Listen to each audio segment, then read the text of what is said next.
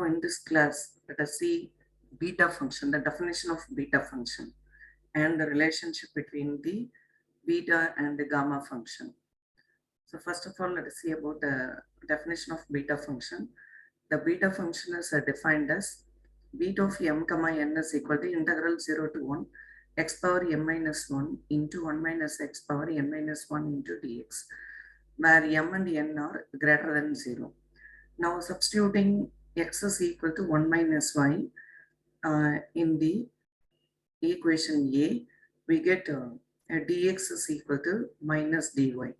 So differentiating this x, we get dx is equal to 1, differentiating 1, it is 0. Differentiating minus y, we get minus dy. So we are going to change the variable from x to y. Therefore, we have to change the limit also. Now taking the lower limit 0, put x is equal to 0. Put x is equal to 0 in this substitution, x is equal to 1 minus y in 1. Then we get y is equal to 1 minus x, that is 1 minus 0 equal to 1. Then taking the upper limit x is equal to 1 in 1, then we get y is equal to 1 minus x, that is 1 minus 1 is equal to 0. So therefore, we can substitute in beta of m comma n. Now, the lower limit is 0. After changing to the variable y, when x is equal to 0, we are getting y is equal to 1. When x is equal to 1, then the value of y is equal to 0.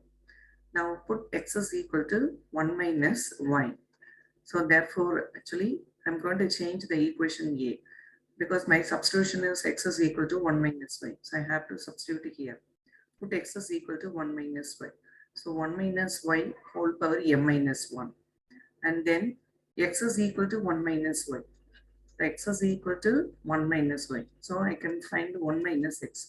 That is 1 minus 1 plus 1. Therefore, for 1 minus x, I can take y. So y power n minus 1. And then dx is equal to minus dy.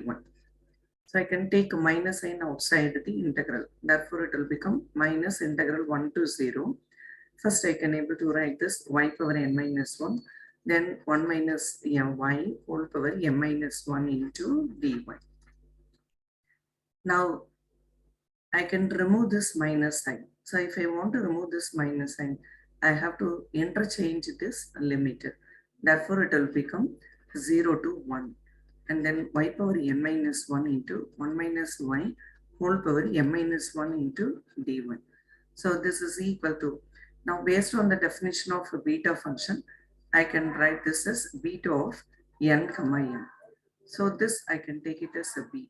Now from a and b, I can say that beta of m comma n is equal to beta of n comma m. So I can write this beta of m comma n as beta of n comma m. Next, we see the definition of the other way of writing this beta of m comma n using the definition of beta function. So I know that beta of m comma n is equal to integral 0 to 1 x power m minus 1 1 minus x power n minus 1 into dx. M and n are greater than 0. Now I am going to substitute x is equal to sine square theta. So if I take x is equal to sine square theta, differentiating, I'll be getting dx is equal to 2 sine theta. Differentiating sine theta, I'll be getting cos theta into d theta. Now, similarly, I have to change the limit also because I'm changing the variable from x to theta. Now put x is equal to 0. Substituting x is equal to 0 in 1, I will be getting 0 is equal to sine square theta. That means sine theta is equal to 0. So this implies theta is equal to 0. Then take x is equal to 1. Therefore, I will be getting 1 is equal to sine square theta. So this implies theta is equal to sine inverse of 1. That means sine theta is equal to 1 and therefore theta is equal to sine inverse of 1. Therefore, I will be getting pi by 2. So now I'm going to substitute in beta of m comma n. So lower limit is what? 0. When I take x equal to 1, theta is nothing but pi by 2. Now x is equal to what? Sine square theta. So sine square theta power m minus 1. So 1 minus x, that means 1 minus sine square theta whole power n minus 1. Then dx is 2 sine theta cos theta d theta. I know 1 minus sine square theta can be written as cos square theta. So therefore this is 0 to pi by 2. Sine square theta is nothing but sine theta whole power 2. So therefore I can write 2 into m minus 1. And this is 1 minus sine square theta is cos square theta. So cos square theta power n minus 1. 2 constant, take it outside.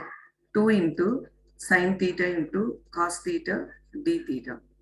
So therefore 2 into integral 0 to pi by 2. This is sine. Take this 2 inside. So 2m minus 2.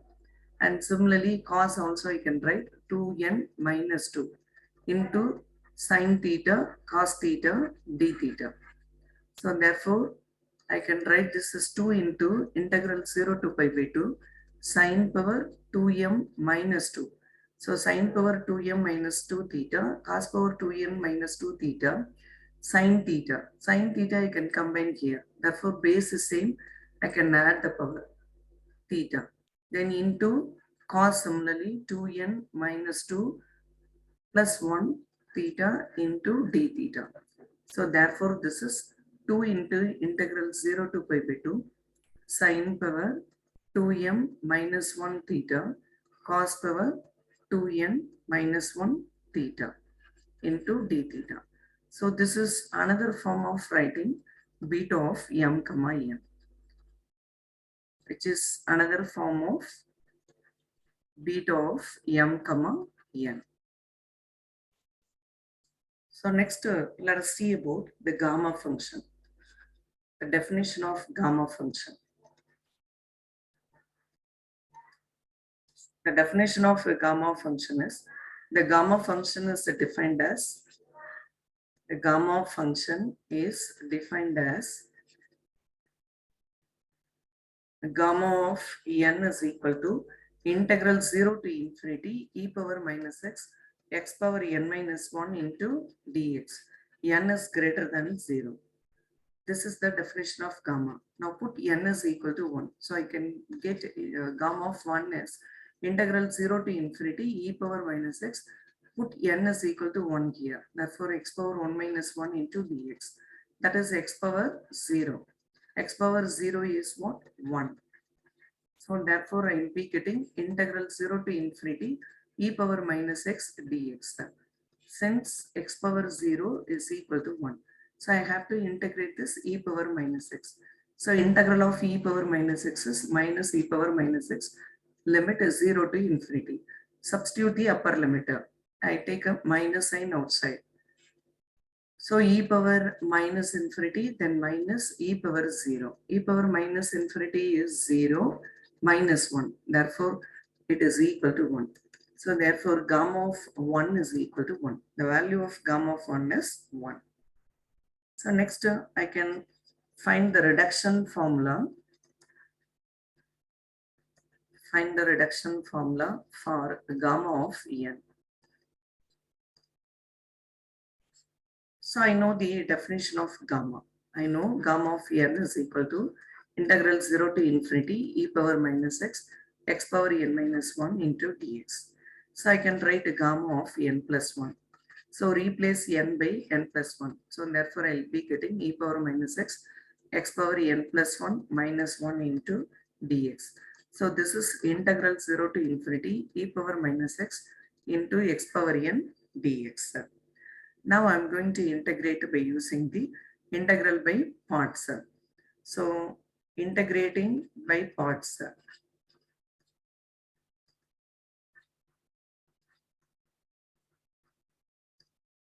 So I am going to take u is equal to x power n. So dv is equal to e power minus x. So my formula u integral u dv is equal to uv minus integral v du. So here u is equal to x power n. So u v. V is what? Integrating e power minus x, I'll be getting minus e power minus x. Substitute the limit. Minus integral v du. So v is what? Minus e power minus x. Du is, I have to differentiate x power n. Differentiating x power n, I'll be getting n into x power n minus 1 into dx. So I can take minus sign outside, therefore this will become plus. Now substituting infinity, this will become 0. Lower limit, if I put x equal to 0, again the first term will become 0. Then this is minus into minus will become plus. Take n outside because it is constant. So e power minus x, x power n minus 1 into dx.